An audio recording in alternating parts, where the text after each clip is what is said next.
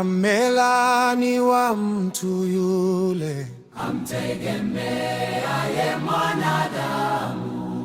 Bwana asema hivi,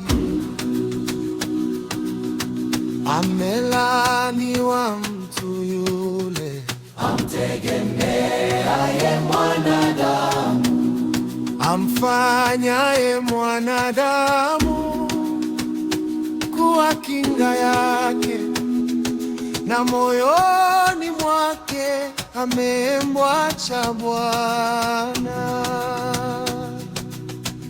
Amelaaniwa mtu yule amtegemeaye mwanadamu,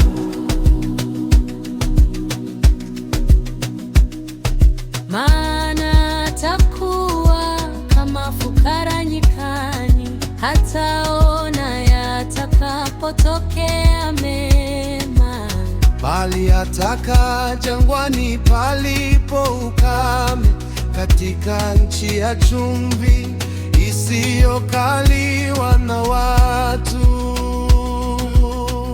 Amelaaniwa mtu yule amtegemeaye mwanadamu,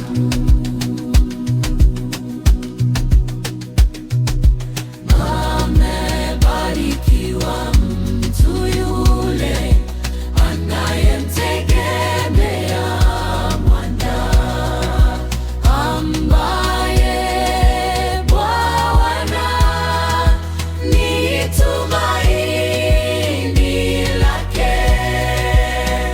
Amelaaniwa mtu yule amtegemeaye mwanadamu,